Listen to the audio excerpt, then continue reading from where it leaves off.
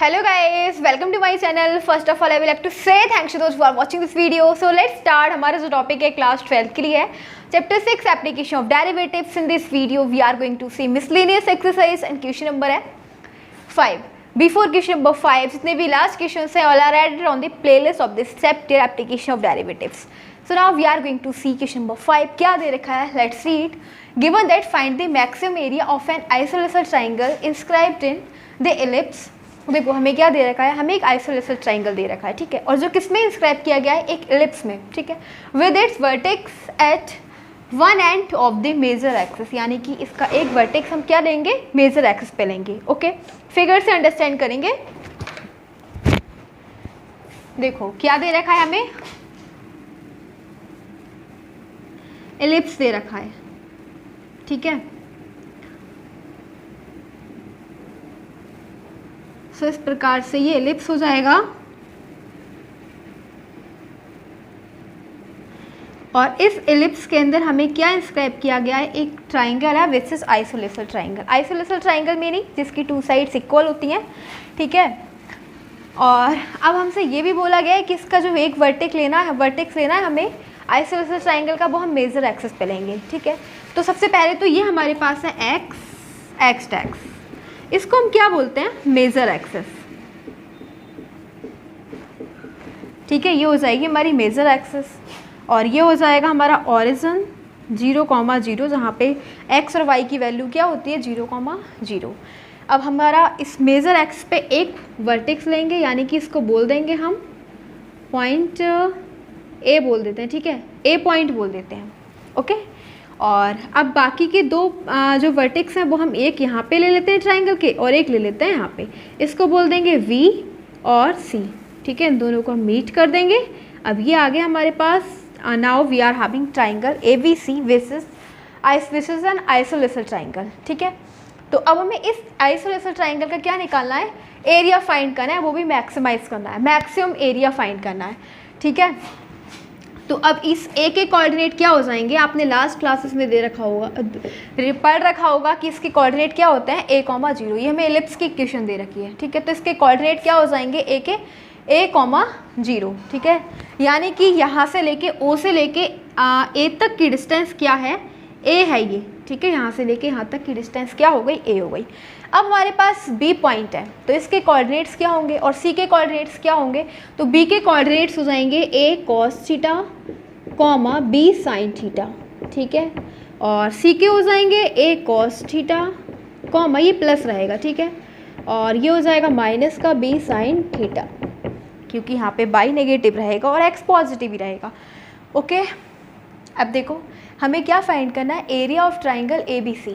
तो हम लेंगे given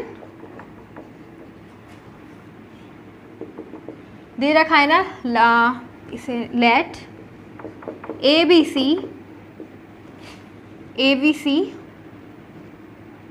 is an isosceles triangle. तो हमें दे रखा है isosceles triangle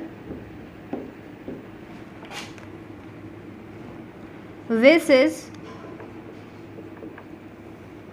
inscribed in ellipse, ठीक है. अब हम लेंगे एरिया ऑफ ट्राइंगल ABC. तो अब हम एरिया निकालेंगे इस ट्राइंगल का. उसके लिए हमें क्या क्या नीड है, आइसोसेलेस ट्राइंगल का एरिया हो जाएगा हाफ इंटू में बेस इंटू हाइट, ठीक है. तो बेस क्या हो जाएगा इसका, BC क्या है, बेस हो जाएगा इस ट्राइंगल का. ओके, और अब हाइट क्या हो जाएगी, तो इस पॉइंट को क्या बोलेंगे, AD क्या हो जाएगी, हाइट, ठीक है. तो एरिया ऑफ ट्राइंगल ABC हो जाएगा हाफ, बेस है VC एंड AD क्या हो जाएगा, हाइट. अब हम BC फाइंड करेंगे, AD फाइंड करेंगे. तो ये हो जाएगा हाफ, BC क्या है हमारे पास, BC. देखो BC का मतलब ये है हमारे पास BD और CD. BC को अगर हम देखें तो BD प्लस CD क्या है, पूरा BC हो जाएगा. BC इक्वल टू में क्या है, BD प्लस DC, ठीक है. और ये BD क्या है हमारे पास, तो ये वाली जो डिस्टेंस है, ठीक है, यहाँ से लेके इतनी डिस्टेंस बाई ये आ रहा है वाई पे, ठीक है। तो ये वाली डिस्टेंस हमें ये दे रखी है बी साइन थीटा, ओके। तो ये वाली डिस्टेंस और ये वाली डिस्टेंस दोनों इक्वल होंगी, ठीक है। तो ये बी क्या हो जाएगा, बी डी हमारे पास है बी साइन थीटा। तो अगर हम बी सी देखें तो ये हो जाएगा बी साइन थीटा। एक तो हम ये वाली डिस्टेंस लेंगे और ये वाली डिस्टेंस, ठीक है। तो ये क्या हो जाएगी, ये भी बी साइन थीटा हो जाएगी, ओके, क्योंकि यहाँ तक की डिस्टेंस क्या होती है बी साइन थीटा, ठीक है। और ये वाली दोनों इक्वल हो जाएंगी। तो अगर हम इन दोनों को ऐड कर देंगे ये क्या हो जाएगा 2b साइन थीटा, ठीक है। सो बी सी हमारे पास आ गया 2v साइन थीटा। अब हम लेंगे एडी। एडी क्या है, एडी हमारे पास ये हाइट दे रखी है, ओके। तो अब हम एडी कैसे निकालेंगे, एडी का मतलब क्या है, जिस प्रकार से हमारे पास ये वाली डिस्टेंस हमें दे रखी थी बी साइन थीटा, उसी प्रकार से एडी हमारे पास एक्स यहाँ से लेके यहाँ तक की डिस्टेंस ए कॉस थीटा दे रखी है, ठीक है। आपने लास्ट क्लास में पढ़ ही रखा होगा। तो अगर हम एक काम करें ओ ए में से, इस पूरी डिस्टेंस में से ओ ए में से अगर ये वाली डिस्टेंस माइनस कर देंगे तो हमारे पास ए डी बचेगा, ठीक है। तो कैसे फाइंड करेंगे A D, A D equals to में अगर ओ ए में से हम ओ डी माइनस कर देंगे तो हमारे पास ए डी आ जाएगा, ठीक है। और ओ ए हमें पता है क्या है, ए है। ए में से अगर हम ये वाली डिस्टेंस माइनस कर दें, देखो ये वाली डिस्टेंस माइनस कर देंगे तो हमें ये पता लग जाएगा, ठीक है। हाँ एक मिस्टेक हो गई, ये वाली जो डिस्टेंस है वो यहाँ से लेके यहाँ तक की है, ओ डी है ये ए कॉस थीटा, ठीक है। यहाँ से लेके यहाँ तक की डिस्टेंस क्या हो जाएगी ए कॉस थीटा। तो अब हम इसमें से ए कॉमन ले लेंगे और ये आ जाएगा 1 माइनस कॉस थीटा। तो अब हम ए डी की जगह क्या लगा देंगे, ए डी हमने फाइंड किया है, ए डी इक्वल्स टू में O A minus O D which is A into में 1 माइनस कॉस थीटा, ठीक है। अब हम इसको क्वेश्चन को रब कर देते हैं और आगे देखते हैं। हाँ तो हमारे पास अब आ गया एरिया को हम ए लिख देंगे, 2 से 2 कैंसिल एंड ए वी, ठीक है, ए बी आ गया। और हम साइन थीटा की मल्टीप्लाई इस ब्रैकेट से कर देंगे तो ये हो जाएगा sine theta minus sine theta into में cos theta, okay. A equals to में ए बी और इंटू में साइन थीटा बिल्कुल सेम ऐसे ही रहेगा कांस्टेंट, बट अब हम इसको ना 2 से मल्टीप्लाई कर देंगे, 2 से डिवाइड कर देंगे। ऐसा क्यों करेंगे हम, बिकॉज हमारे पास फॉर्मूला होता है साइन 2 थीटा इक्वल्स टू में 2 sign theta into cos theta, इसलिए हमने इसका 2 से मल्टीप्लाई कर दिया। अब आगे हमारे पास एरिया इक्वल्स टू में ए बी इंटू में साइन थीटा और माइनस ये हो जाएगा 2 sign theta into cos theta में साइन 2 थीटा, तो ये आ गया साइन 2 थीटा अपॉन 2, ठीक है। अब हम इसको क्या करेंगे, इसको डिफ्रेंशिएट कर देंगे। नाउ वी विल डिफ्रेंशिएट, ठीक है, इस इक्वेशन को बोलेंगे ए। डिफ्रेंशिएटिंग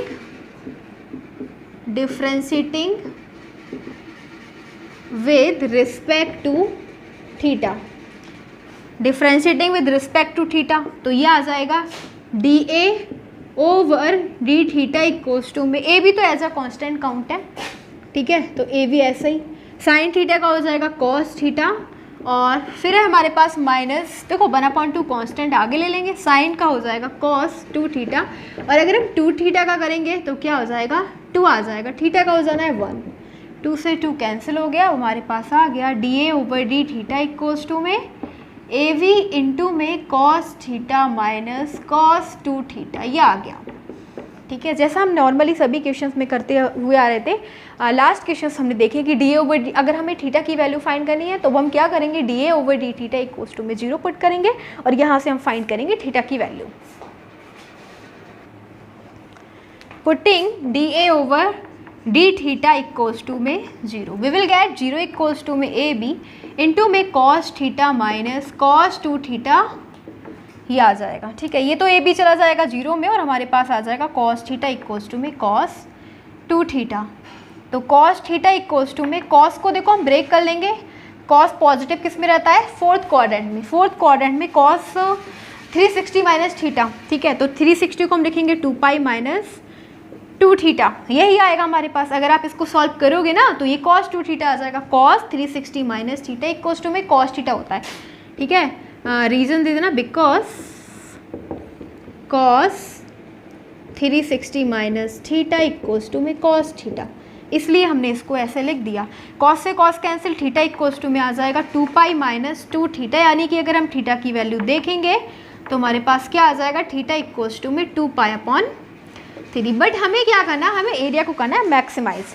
मैक्सिमाइज का मतलब हो जाएगा जो इसका सेकंड ऑर्डर डेरिवेटिव है, ये हमारे पास फर्स्ट ऑर्डर डेरिवेटिव आया है, इसको बोल देना इक्वेशन सेकंड बोल देना, ठीक है। अगर हम इसको दोबारा से डिफ्रेंशिएट करेंगे, D square A over D theta, D square theta should be less than 0, इसको हमें इस कंडीशन को शो करना है क्योंकि हमें एरिया को मैक्सिमाइज करना है, ठीक है। तो ये हम प्रूव करेंगे। तो again differentiating equation second with respect to theta.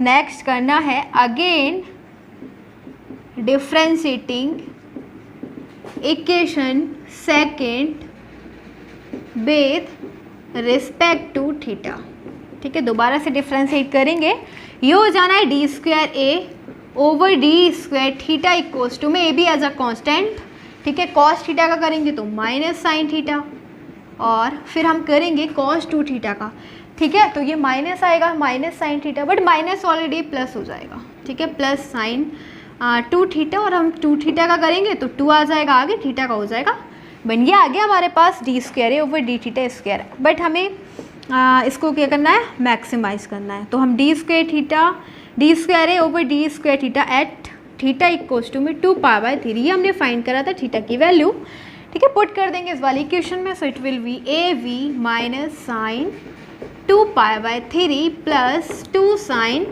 और 2 ऑलरेडी है यहाँ पे, 2 इंटू 2 4 हो जाएगा, 4 पाई बाय 3। सॉल्व करते हैं इसको, देखो क्या आता है। थीटा की वैल्यू हमारे पास आई थी 2 पाई बाय 3, ठीक है। इसकी अभी हमें नीड होगी, बाकी हम सबको रब कर देते हैं। So now will get D square A over D square theta equals to में ए वी, और हम इसको ब्रेक कर लेते हैं। इस 2 पाई बाय 3 को हम क्या लिख सकते हैं, इसको हम ऐसे भी तो लिख सकते हैं पाई माइनस पाई अपॉन 3। अगर आप इसको सॉल्व करोगे तो यही आएगा 2 पाई बाय 3। हम 2 पाई को क्या लिखेंगे, sine pi minus pi upon 3। 2 पाई को हमने ब्रेक कर लिया इस टाइप से, ठीक है।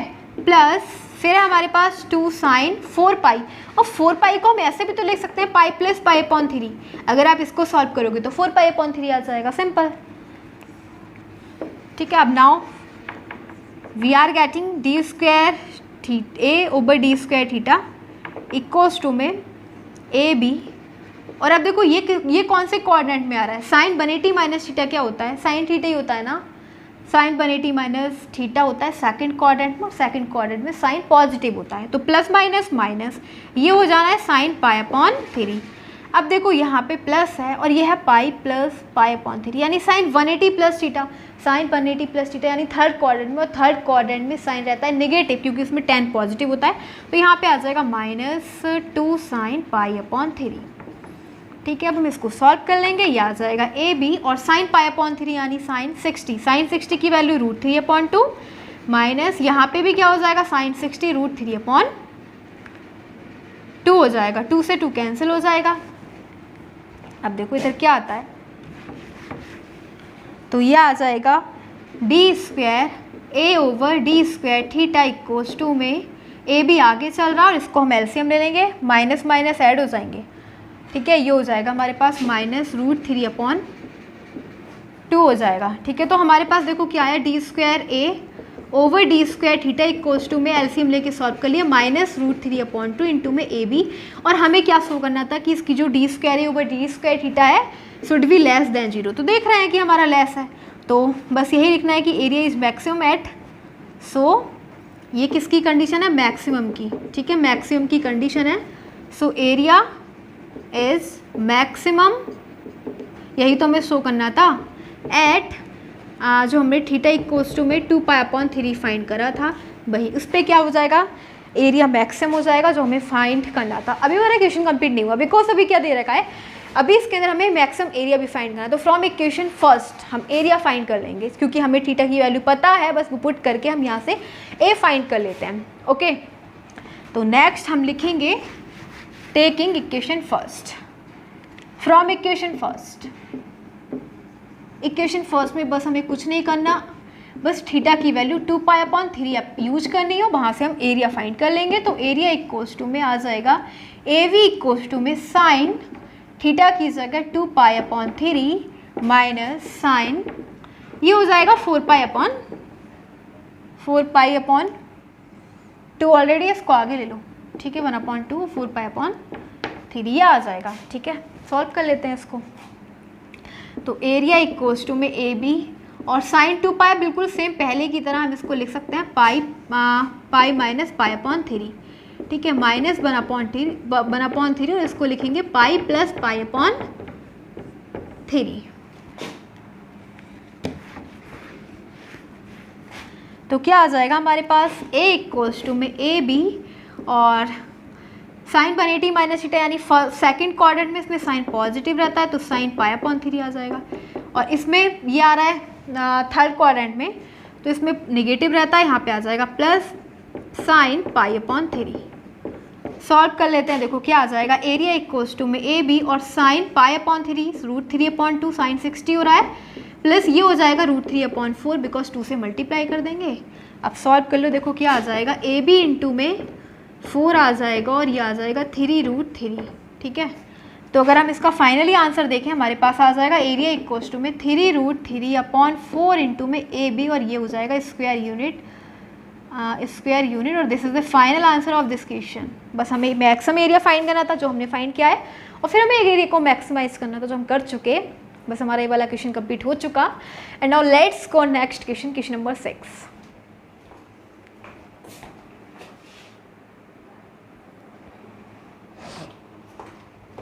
So now the next question is question number 6. Let's read question number 6.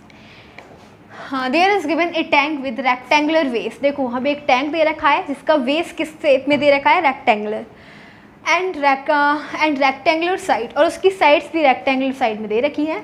Open at the top, अब वो ऊपर से ओपन है, ठीक है, to be constructed so that, इस प्रकार से बनाया जाता है कि इसकी जो डेप्थ है इस 2 मीटर, इसकी डेप्थ हमें दे रखी है 2 मीटर, यानी कि डेप्थ का मतलब गहराई, हाइट हमें 2 मीटर दे रखी है, and volume is 8 metre cube, volume भी हमें दे रखा है 8 metre cube. If building of tank cost ₹70 per square metre for the वेस्ट। अब देखो हमें क्या दे रखा है कि अगर हम टैंक की जो बिल्डिंग बनवाने में जो कॉस्ट जा रही है वो कितनी है, 70 per square metres for the वेस्ट, बेस के लिए बताया गया, and ₹45 per square metre for side, sides के लिए जो रुपीस हैं वो कितने हैं, 45 per square metre. What is the total cost of the least expensive tank. अब हमें क्या फाइंड करना है, इसकी टोटल कॉस्ट फाइंड करनी है कि टैंक की, जो टैंक को बनवाने में कितने रुपए स्पेंड हुए, ठीक है। तो देखो इस टाइप से हमें क्या दे रखा है, टैंक जो है इस टाइप से है टैंक हमारे पास,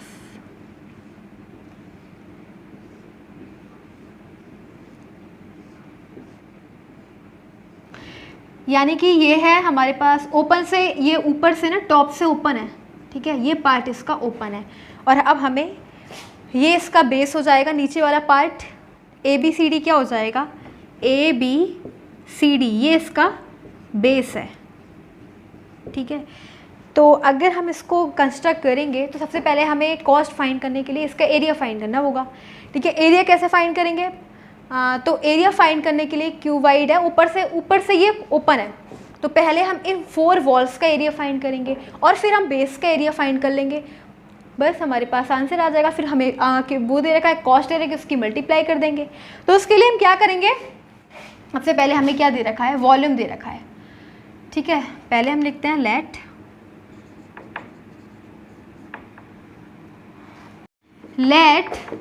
L and V the length and breadth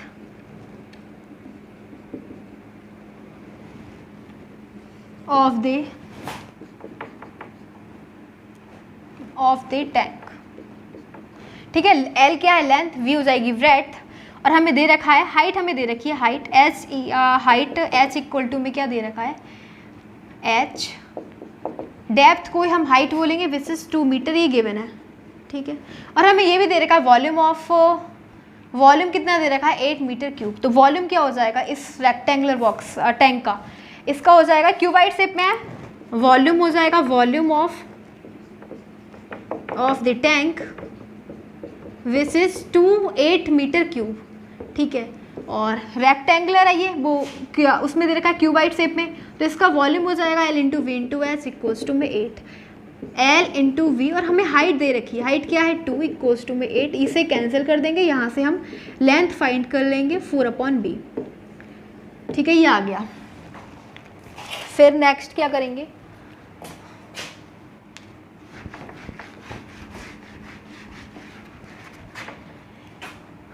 अब हम इन 4 वॉल्स का एरिया फाइंड करेंगे, ठीक है। Now the area of 4 walls, तो 4 वॉल्स का एरिया क्या हो जाएगा 2 इंटू में लेंथ प्लस ब्रेड्थ इंटू में हाइट। 2 इंटू में लेंथ हमें पता है क्या है, लेंथ है 4/b प्लस ब्रेड्थ, और हाइट हमें दे रखी है क्या है, हाइट हमारे पास 2 है, ठीक है। तो ये आ जाएगा 4 इंटू में 4/b प्लस b आ गया, और ये हमारे पास क्या है एरिया, ठीक है, एरिया ऑफ 4 वॉल्स। तो इसको डिफ्रेंशिएट करेंगे क्योंकि हमें इसका जो एरिया बताना है लीस्ट बताना है, ठीक है। Now differentiating with respect to b, ठीक है। तो ये हो जाना है dA over dV equals to में 2 इंटू में 4/b है, ये 4/b का क्या हो जाएगा, देखो 4 तो कांस्टेंट है, और 1/b को हम क्या लिख सकते हैं b इनवर्स, ठीक है। और हम जब डिफरेंशियल करेंगे इसका, तो इसकी जो पावर है वो माइनस में आ जाएगी मल्टीप्लाई में, और पावर में से 1 सब्ट्रैक्ट, तो ये आ जाएगा हमारे पास -4/b², ठीक है। लिख देंगे हम यहाँ पे -4/b² प्लस फिर हमारे पास b का क्या करेंगे, b का b के रिस्पेक्ट में 1 हो जाना है, ओके।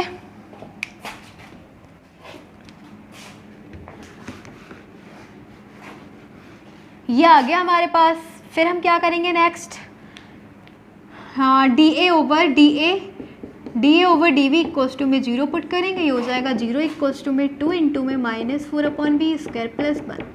अगर यहाँ से b की वैल्यू देखें तो ये हो जाएगा 2 तो चला जाएगा 0 में, -4 इक्वल्स टू में b², ठीक है, और माइनस तो कैंसिल हो जाएगा, तो b की वैल्यू हमारे पास +-2 आ जाएगी, ठीक है। ये आ गई हमारे पास ब्रेड्थ, और लेंथ फाइंड कर लेंगे, यहाँ से लेंथ क्या आ जाएगी 4/2, लेंथ भी 2 ब्रेड्थ भी 2, लेंथ हमारे पास आई 2 मीटर, ठीक है, स्क्वायर मीटर में, तो ब्रेड्थ भी हमारे पास क्या आ गई 2 मीटर, लेंथ और ब्रेड्थ आ चुकी हैं।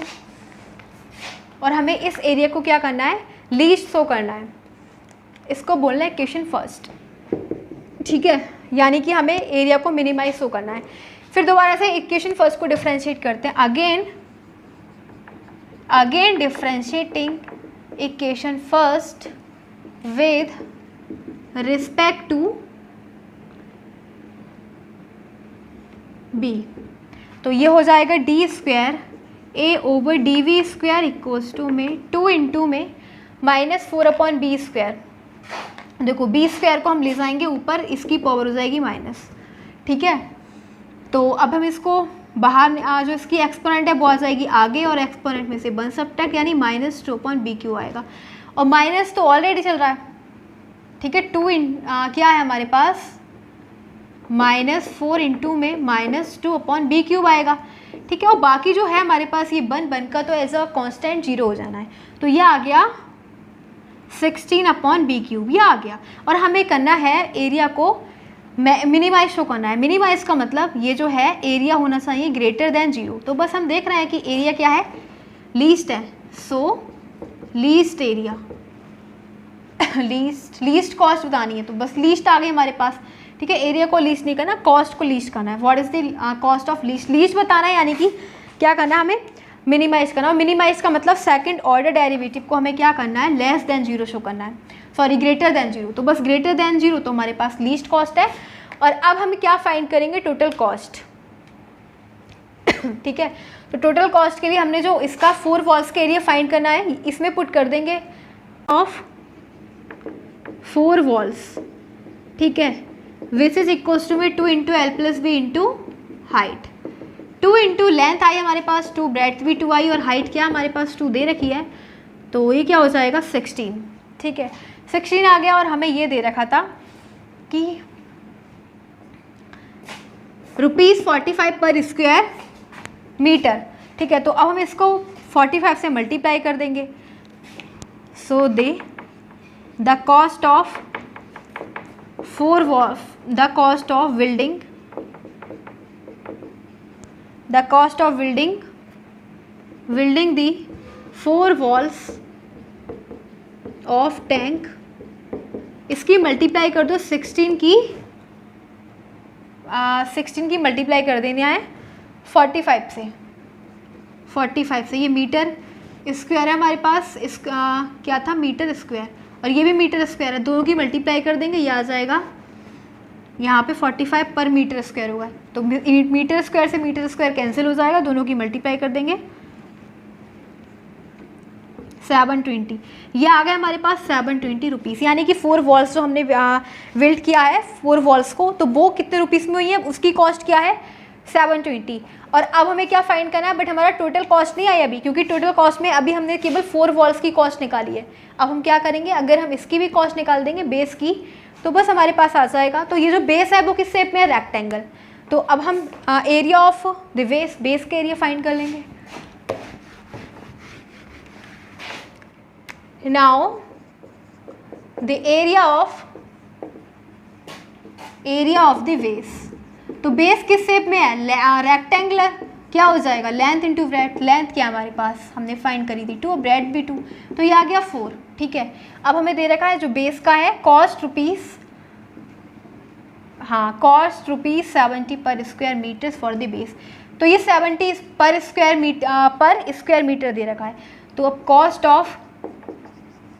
The cost of the base of the tank, base of tank क्या हो जाएगी 4 इंटू 70 से मल्टीप्लाई कर देंगे इसकी, तो 280 हो जाएगा, 280 rupees.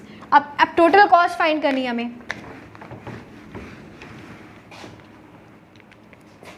Now the total cost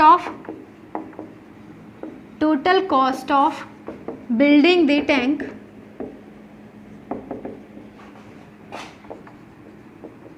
equals to में cost of 4 walls plus cost of the base. तो हमारे पास दोनों को ऐड कर देंगे, क्या आया 4 वॉल्स की कॉस्ट क्या आई थी विच इज 720, और प्लस बेस आ गया हमारे पास 280, दोनों को ऐड कर दो 1000। ठीक है, कितना आ गया 1000 रुपीज़, और यही हमारा फाइनल आंसर। सो ये वाला क्वेश्चन था हमारा, क्वेश्चन नंबर 6 कंप्लीट हो चुका। टोटल कॉस्ट फाइंड करनी